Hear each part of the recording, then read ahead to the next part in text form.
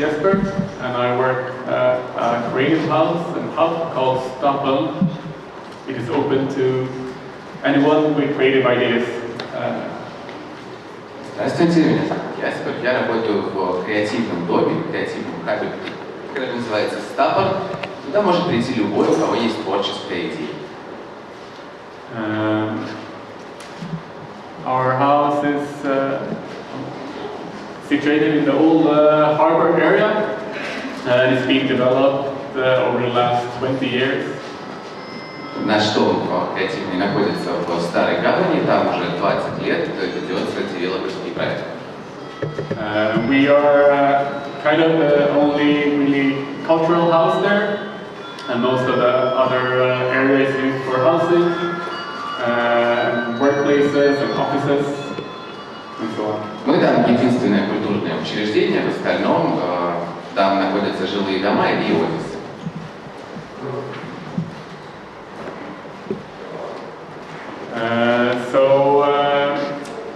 This is the house on your right side.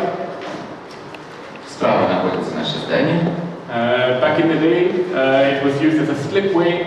That means building very large ships on top of the roof. Раньше это была судостроительная верфь, то есть там на крыше строились большие суда.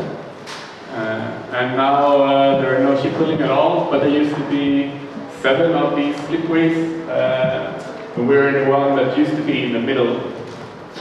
Теперь никакого судостроения там больше нет. Там раньше находилось 7 доков, и наш док находился посередине. And as you can see on this picture, the sea used to start just at the end of the building, but now it's a few hundred meters of landfill and reclaimed land. Раньше вода начиналась прямо от самого здания, теперь же на 100 метров вперед насыпной участок, в том числе сделанный из свалки.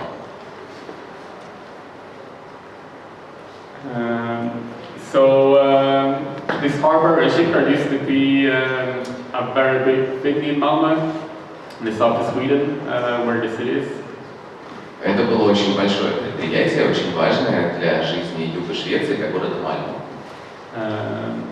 Back in the days, it was the biggest employer in the area. In the 1950s, it was one of the biggest harbors in the world. Это было главное предприятие, на котором жители города работали, и до 50-х годов это была одна из самых больших гаваней в Европе. But already in the 1970s and 1980s, it started to go a bit downhill, and they lost a lot of contracts due to international competition. В 70-е и 80-е годы предприятие начало постепенно загибаться, они потеряли многих из своих подрядчиков, и многие контракты ушли к международным компаниям. So when I grew up in Malmö, it was already starting to go quite downhill for the shipyard, and they lost a lot of jobs during the 80s and the 90s. Когда я рос в городе, предприятие постепенно угасало, в 80-е это происходило, и многие люди лишились рабочих мест. But one of the stories that I really like to hear about the good old glory days is that people were saying that when the shifts were changing at the shipyard, everybody rode their bike to and from work, and then the whole traffic stopped in the whole of the city. Одна из историй про старые славные добрые дни такая, историю я это очень люблю, о том, что когда на верфях был пересменок, люди и со смены ехали на велосипедах, и на смену, которые заступали, и движение автомобилей в городе полностью останавливалось на это время. And it was almost like what sometimes happens nowadays called a critical mass, where they try to gather as many cyclists as possible and have a manifestation and ride through the city.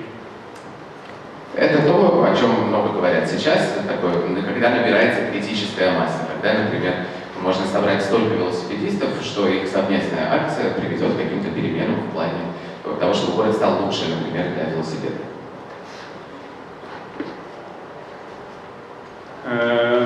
So the shipyard company has always been trying to look into coming up with new ideas and how to develop, to try to adapt to the business landscape. Судостроительные предприятия искали новые идеи, новые возможности адаптации к изменившейся действительности. This picture is from the early 80s, I believe. And this is one way of how they tried to adapt, because skateboarding came to Sweden. I think it was the first wave of skateboarding. And the shipyard knew how to bend steel to make boats, so they thought, why not make skateboard ramps? Вот один пример. Фотография сделана в 80-е. Тогда появились скейтборды, это была первая волна скейтбордов. И здесь мы видим попытку адаптироваться. На верфях знали, как лить металл и делать металлические конструкции. Они решили производить рампы для скейтбордов. Although skateboarding didn't become a hit at all, and not skateboarding either, and it took a few more waves of skateboarding before Malmö became quite a skate town, and that's going to be important to also when the house of Stapel was built. Но скейтборды не прижились, еще только спустя много времени, после нескольких волн, скейтбординг стал хитом, и Мальмö стал городом для скейтбордистов, и вопрос скейтбордов важен и для того момента, когда появился наш творческий дом. So this is called the Kockums crane. Kockums was the name of the harbor company, and this used to be like the big landmark of the city of Malmö. Перед вами кран, который называется Kockums. Это такая была знаменитая постройка Мальмö, определяющая вид города. So in the house where Stapel is, that's an old slipway, so they were building the boats on top of the house and then sliding them down to the ocean. Творческий дом Степом находится в здании, как я уже сказал, старой верфи, где на крыше строился корабль, строилось судно, а потом его под углом спускали на воду. But when they were building this crane, there were no need for the slipways anymore. Then they could build the ships on the ground level and then just take the crane and then lift them into the ocean. С тех пор, как построили этот кран, отпала необходимость в верфях такого рода, где строят на крыше. Стало возможным строить на земле и при помощи крана уже переставлять, можно сказать, судно на воду. And they say that when they sold this around the millennia, they call it the Tears of Malmö in South Korea because it was one guy, the company in South Korea, that bought it. The saying is that when they took it down, people were crying because it was such a big old landmark of the city. Когда в начале 2000-х этот кран продали, его купила южнокорейская фирма. И говорили, что этот кран называется «Слезы Мальмö», потому что когда кран демонтировали, жители были очень опечалены, потому что они к нему привыкли. But around the exact same year as they were selling the Kockums crane, they developed this area, and then the big tall building Turning Torso was built, and that just took over directly as a landmark instead. Примерно в том же году, когда демонтировали кран Kockums, начался девелопмент в зоне гавани, и был построен этот дом, это высокое здание, которое заменило его в качестве такой ландшафтообразующей точки, заменило кран. So somehow the tide kind of changed for the city of Malmö. Over a few years in the 90s, more people were moving out to the city than were born and moving into the city. В городе происходили бурные перемены. В конце 90-х из города уезжало больше людей, чем рождалось и к нему приезжало. But there were a few developments that was very important, and a lot of industrial cities in Sweden are still struggling with having to kind of close down these industries in the 80s and 90s. Многие промышленные города в Швеции до сих пор переживают последствия того, что им пришлось закрыть большие промышленные предприятия в 80-е и в 90-е. So there was a university. It didn't used to have a university before, but in the mid-90s they started university, which was a big impact because then young people were moving in.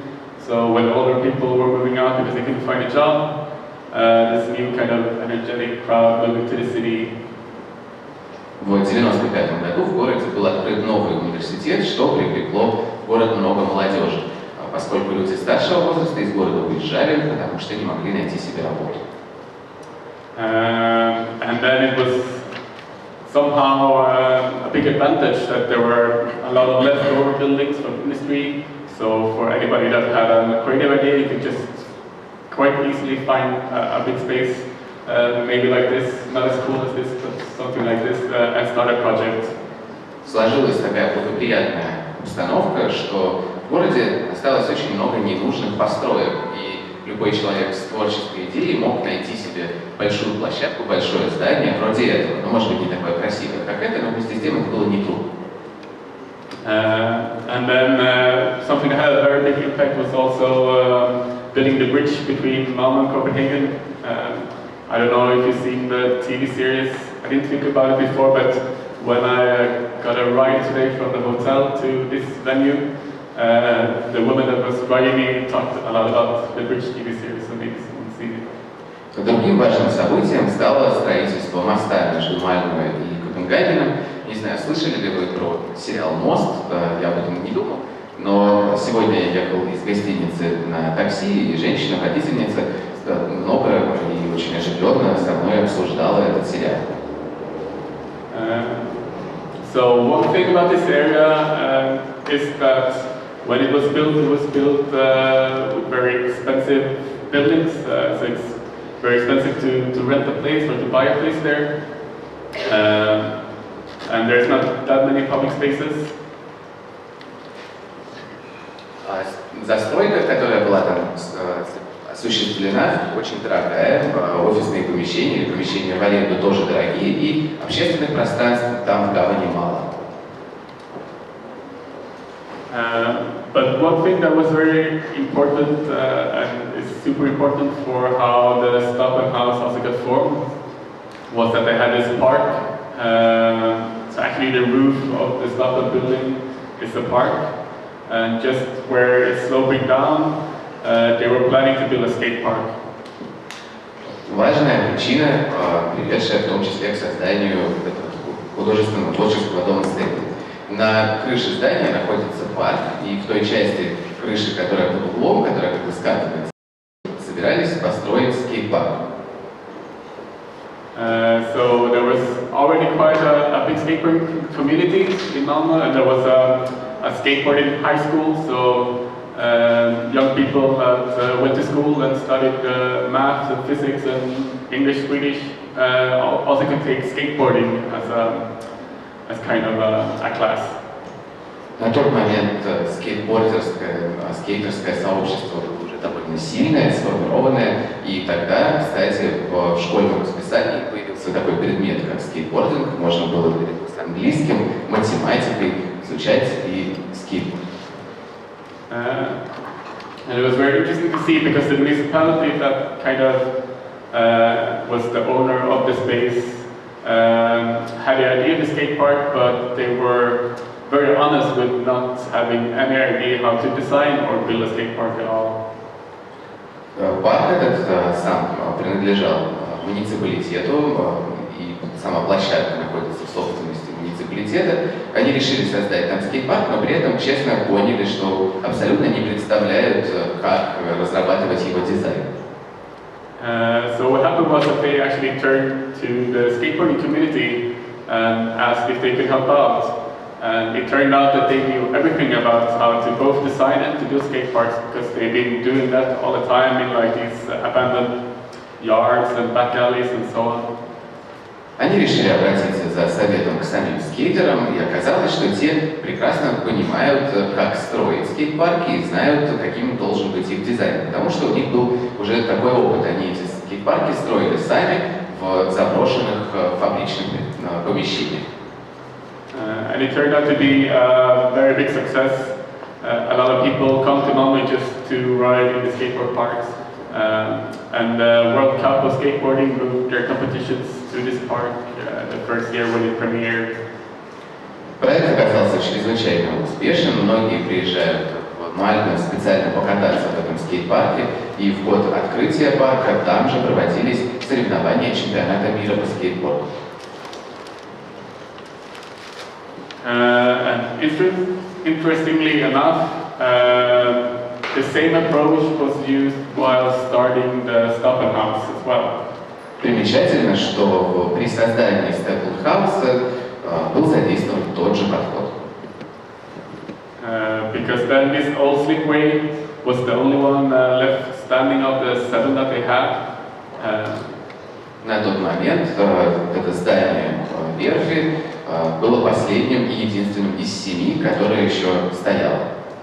And it was just kept as a cultural heritage, so it will be still standing and owned by the municipality, and they just use it as storage for the Parks and Street Department, with like storing old park benches and event materials and so on. Здание решили сохранить в качестве объекта культурного наследия и использовали при этом как склад для департамента парков и садов, то есть там стояли старые скамейки и так далее. So then again, the municipality turned to the community that are usually creating new creative and cultural projects and asked them how to organize this, and then the Stapelhaus organization as an NGO was started. Муниципальные власти решили обратиться за советом к креативным сообществам, к тем, кто обычно и занимается созданием новых художественных и творческих пространств, и так появился STPLN, тогда была учреждена эта некоммерческая и неправительственная организация. And over the first 5 years it was used, the space was very rough, definitely more rough than this beautiful industrial building. And it was mostly used to create pop-up events and concerts and exhibitions that would just happen over one night. В течение первых 5 лет здание было еще не в идеальной форме, не было отремонтировано, и в основном его использовали для поп-ап концертов, таких, то есть одноразовых, можно сказать, импровизированных мероприятий. After these few years, the municipality thought it was definitely worth paying to renovate the space.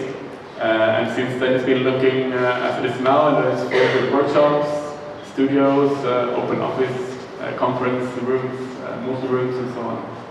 Через несколько лет муниципалитет принял решение о том, что отремонтировать здание будет финансово целесообразно, поскольку дальше можно будет его использовать для разных студий, мастерских, офисов и так далее. And about 1-2 years ago, we realized that we actually met most of the targets that we had in the original vision. So we were sitting down to try to create a vision for at least 5 years ahead. Год или 2 назад мы, проанализировав свою деятельность, поняли, что смогли реализовать все те цели, которые изначально были прописаны в нашем плане и в нашем видении. План этот был рассчитан на 5-летний срок. And most importantly, we came up with trying to define Stapelhaus as a house, and then we would say that it's mostly forward, a facilitator and cultivator for creators and makers. Прежде всего, мы пытались развивать этот STPLN как дом, как некое место, помогающее художникам, помогающее представителям творческих профессий работать и сосуществовать вместе. In that sense, it's kind of open for anyone to come who has an idea, and sometimes it could be just for us to lend them the keys if they have an event that is open and free for anyone to come to, and it's also free to use the space. К нам может прийти совершенно любой человек, у которого есть идея, и мы, например, можем просто дать ему помещение, то есть дать ему ключи, чтобы он мог провести там свое мероприятие. Притом помещение и участие абсолютно бесплатно. But it could also mean to have a more closely related cooperation, really co-creating the project. And some of the projects have been at Stapelhaus for more than 10 years now. Другие же проекты могут задержаться на более долгий срок и там укорениться. Некоторые из проектов живут в этом здании, в этом доме уже около 10 лет. And Stapelhaus is most informal. It's famous for its how and not so much for the what and why. То есть в основном Здание дома STPLN славится своими методами работы, тем, как она осуществляется, а не вопросом того, что именно там происходит. So the methods we are using are a bit different than, I mean, in Malmö we have these business incubators and accelerators. We also have a very activist groups, cultural houses, and I would say that Stockholm is a little bit in between. Наши методы довольно своеобразны, поскольку в Мальме есть множество бизнес-инкубаторов, бизнес-акселераторов и так далее, а с другой стороны есть множество различных активистских групп. И наш дом STPLN, находится где-то между первой группой и второй.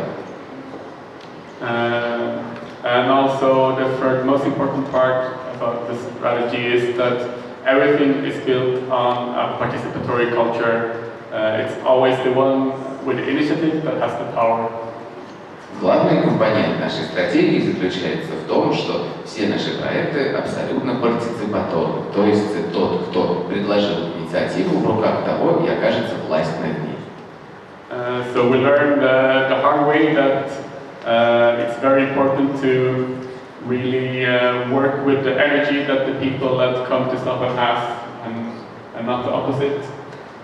Мы тяжелым путем научились тому, что нужно в первую очередь работать с тем, с чем люди к нам приходят, а не наоборот, не пытаться им что-то навязать.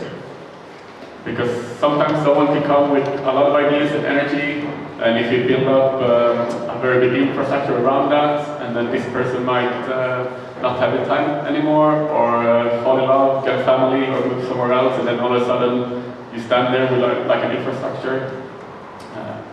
Поскольку бывает так, что человек приходит с идеей, приходит с энергией и запалом, вы создаете вокруг него много инфраструктуры, уделяете этому много времени, а потом у человека в жизни что-то меняется. Он влюбляется, заводит семью или уезжает, и эта инфраструктура остается стоять никому не нужной. So I'm going to show you some of the examples of projects that are happening at Stockholm. There is one layer of things that we actually produce ourselves, which also includes having an open office that is just open for anyone to come for free without signing up. Я покажу вам сейчас несколько примеров того, что у нас происходит. Первая часть, первый слой – это проекты, где мы выступаем продюсерами или организаторами сами. У нас есть, например, пространство Open Office, открытых офисов, куда может прийти любой. Это бесплатно, не нужно заранее записываться. So these might be projects. Sometimes it could be EU projects that we participated.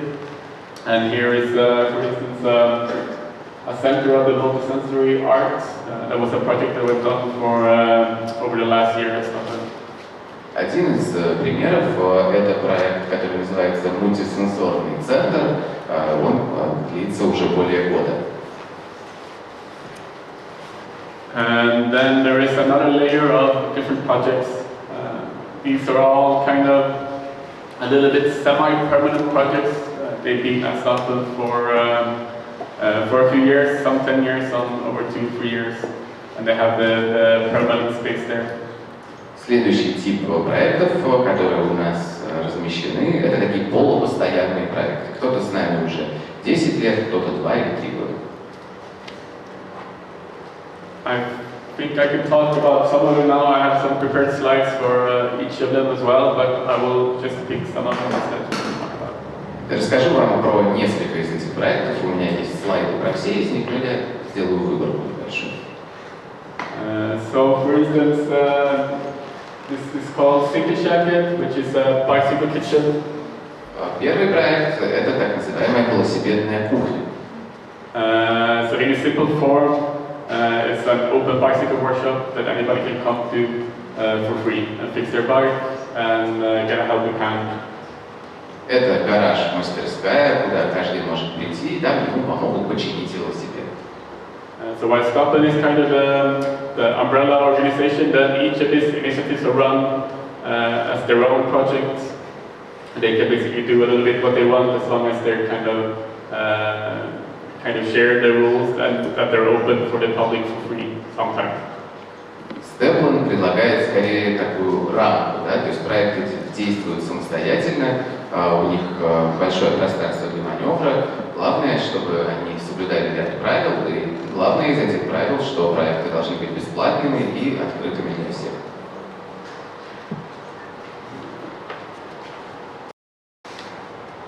And then there is another layer of kind of organizations that we cooperate with. These might be more business-oriented organizations or companies that are not allowed to share the kind of same rules as the ones from civil society.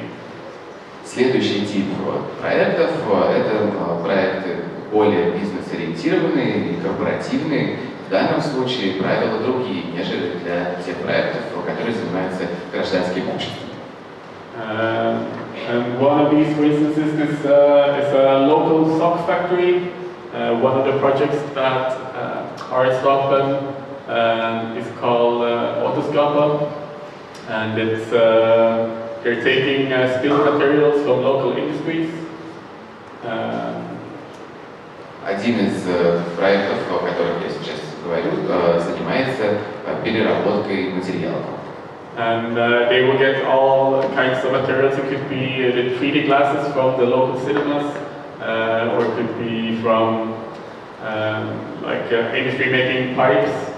But one thing that they got a lot was something they call sock rings, which is basically the top of the sock that you kind of cut away when you're making a sock.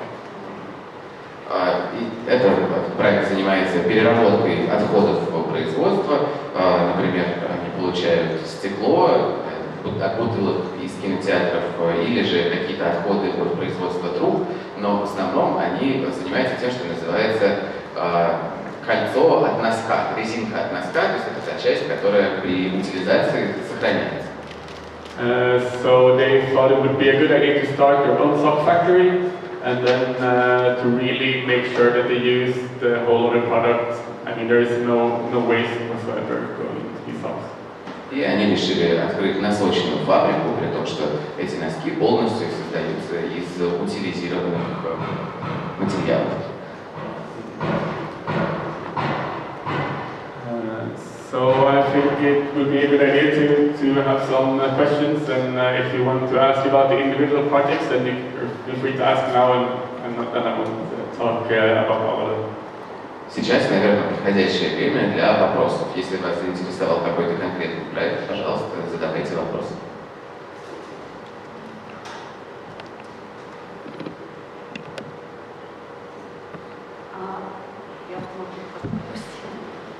Рассказывал мне Jesper, как финансируется, в принципе, проект, какая поддержка, когда мы приезжали, там, в общем, встречались еще с руководителем департамента культуры города Мальмö, какие взаимоотношения с городом в пространстве? So what are your relationships with the city administration? Just when they came, they met with the head of the culture department. So in terms of the financing, how do you build this partnership with the city? Yeah, it's not a very typical kind of cooperation. I don't think it would be able to be organized this way if it would start today. That basically the municipality or the city owns the building, and then they let STPLN use it, and then they give cultural support, which basically kind of makes up 1/3 of the whole budget. With that comes a lot of responsibility, of course. It has to be decided upon each year if we're going to get continued support. If there is a big drop in statistics, for instance, they might not give us support anymore. Это довольно нехарактерный тип, может быть, сотрудничества с городскими властями, потому что здание принадлежит муниципалитету, мы бесплатно им пользуемся и получаем от них бюджет от департамента культуры, и эти средства составляют примерно треть нашего бюджета, и, конечно, на нас лежит масса обязательств, и каждый год эту поддержку нам либо продляют, либо нет, и если, например, у нас начнут сильно падать цифры, нам могут эту поддержку не дать. In the other 2/3 of the project or the budget, И две трети бюджета, то есть остальная его часть, приходит уже от самих проектов, которые размещаются в доме STPLN. Как много, например, проектов приходит, я понимаю, что, может быть, не считают, но просто если вот так прикинуть, не знаю, за какой-то период, если взять за год, например, да, как много людей приходит с новыми предложениями, идеями, и, в общем, что, какой процент реализации, интересно. How many applications you get, let's say, in a year, and how many of them get approved? Вообще, насколько активно комьюнити?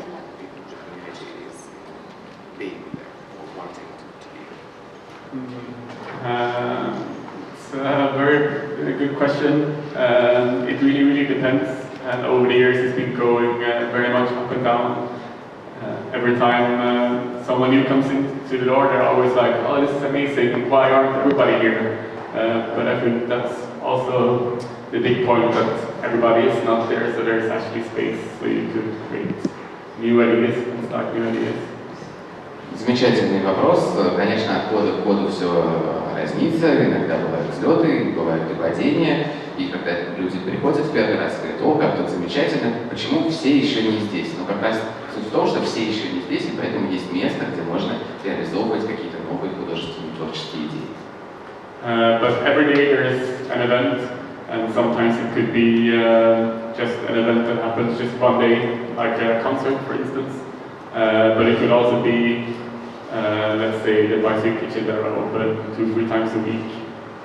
Каждый день у нас проходит какое-нибудь мероприятие. Мероприятия бывают одноразовые, вроде концерта, или та самая велосипедная кухня, мастерская гараж, которая открыта 2-3 дня в неделю. But I think people are pitching ideas there almost every day, and if we don't think they're a good fit to happen at STPLN, which doesn't happen very often because it's a very wide kind of scope that we have.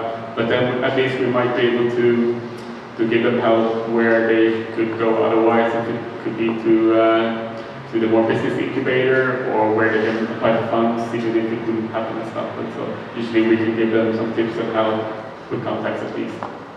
С новыми идеями люди приходят практически каждый день, и если нам кажется, что, может быть, они не вполне подходят для STPLN, или мы не вполне подходим для них, хотя происходит это нечасто, потому что у нас очень широкая палитра проектов, которые у нас могут реализовываться, мы всегда указываем, куда можно пойти, где можно получить помощь.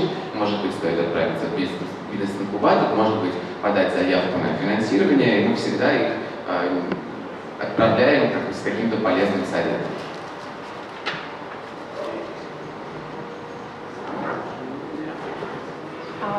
А что делать тем людям, которые не креативные, вот в таких бывших индустриальных городах, да, у которых совершенно другие паттерны там, зарабатывания денег и вообще повседневности, что они делают в Мальме или в подобных городах?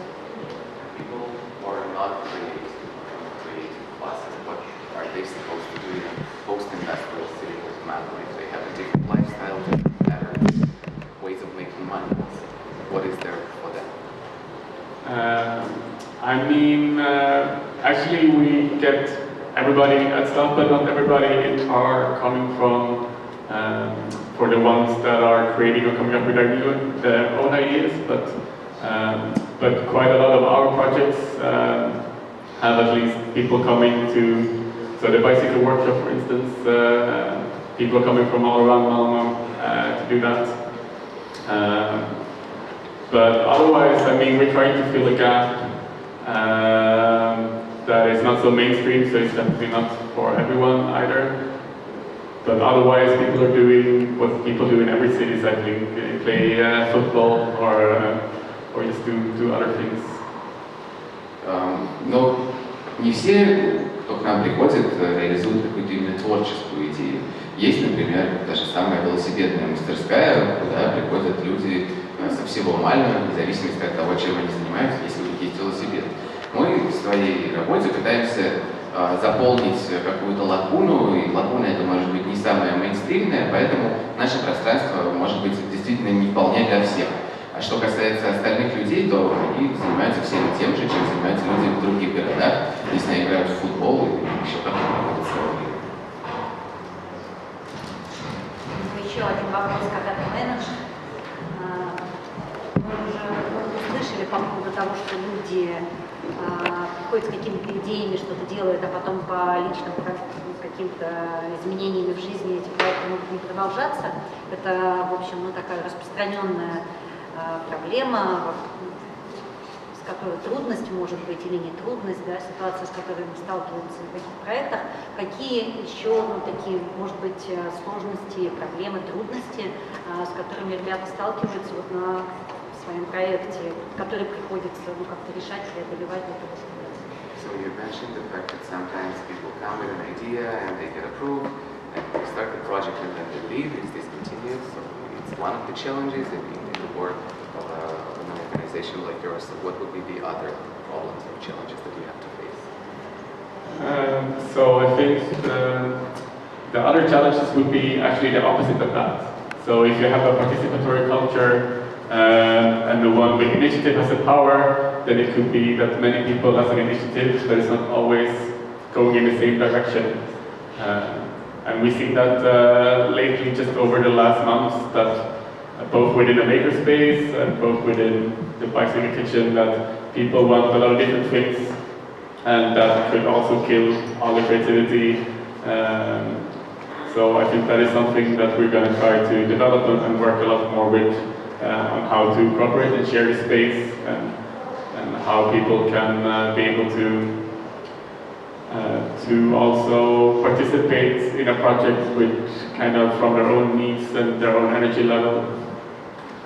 Другая проблема может быть ровно противоположной. Да? Если культура участия, партиципаторная культура и контроль находится в руках тех, кто пришел с инициативой, то проблема может быть в том, что люди, которых много, это не один человек, не могут договориться, они не знают, чего именно они хотят, или хотят разных вещей, движутся в разных направлениях, и это может задушить творческую энергию проекта. Например, мы наблюдаем это сейчас в том числе и в проекте «Велосипедная кухня». И, наверное, в ближайшее время мы будем больше задумываться о том, как помочь людям в рамках проекта сотрудничать, исходя из чтобы исходил из своих собственных нужд и отталкиваясь от своего собственного уровня участия и энергии. А нашли уже какой-нибудь метод? Did you find any solution? Have you found for this? I think at least what we're trying now is to make we're trying to take a step back, so not trying to be too involved within each of the projects, and really make the projects step up by themselves to try to solve it, and then we take more of a mediator role if there would be a need for it, and being more of a facilitator than actually producing, because then you invest so much time, at least, into something that might just fall down, and it's better to take a step back. Мы, наверное, хотим сделать шаг назад, да, и меньше вовлекаться и меньше участвовать в каждом из проектов и дать проекту возможность набрать обороты самостоятельно.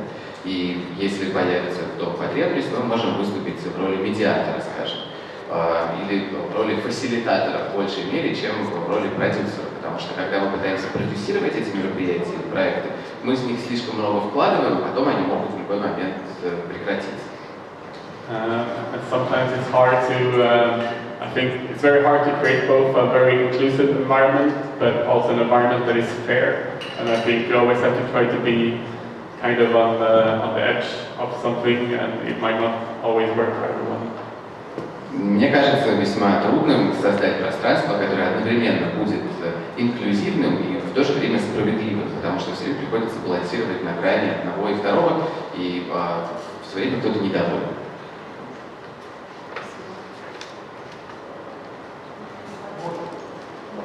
Пожалуйста, если вы все предоставляете бесплатно, а на что вы живете? So if you provide everything for free, how do you think? What's the source of finance? How do you live? So 1/3 of it is public funds, So that's kind of pays for the house. So in that way, it's kind of hard to kill us. But you always have to get the projects or initiatives that we have in the house to really find their own financing. They don't have to pay rent, but usually they need funds for materials or to have a project leader, for instance, and so on.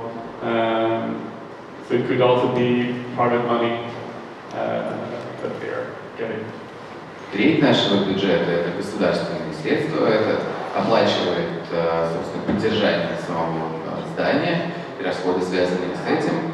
А те проекты, которые у нас размещаются, им не нужно платить за аренду, но на них лежит ответственность находить для себя свое собственное финансирование самостоятельно.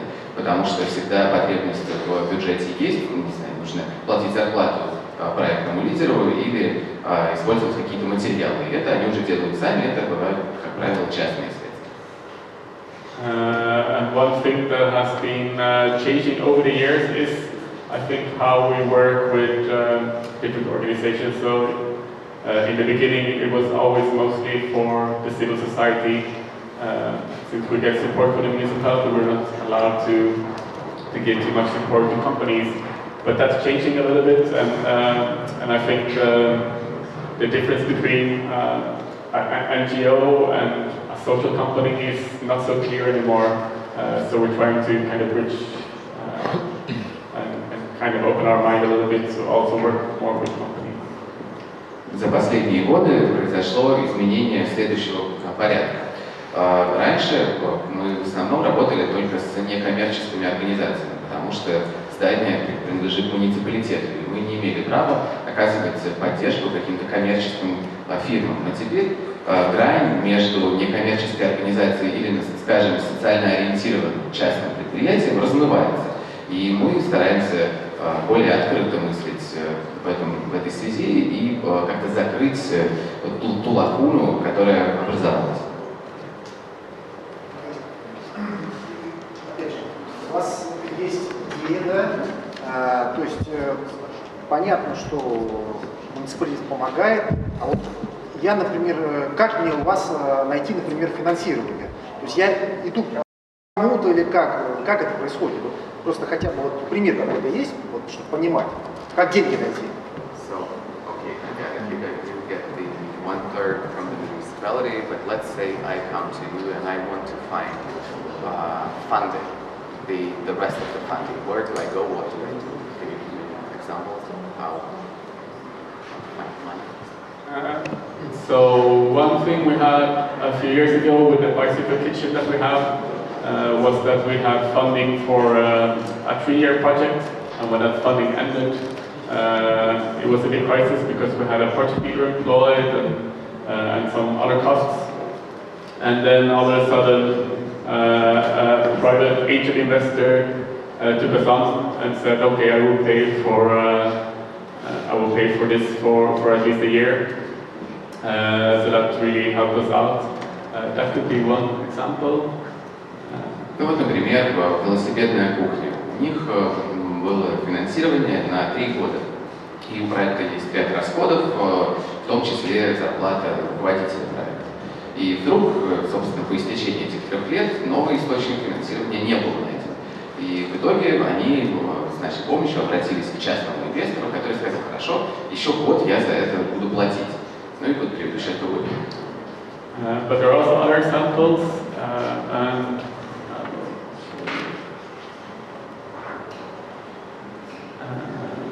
So one thing that happened, so we're basically in this building, and then all around it is now housing and offices, and workplaces.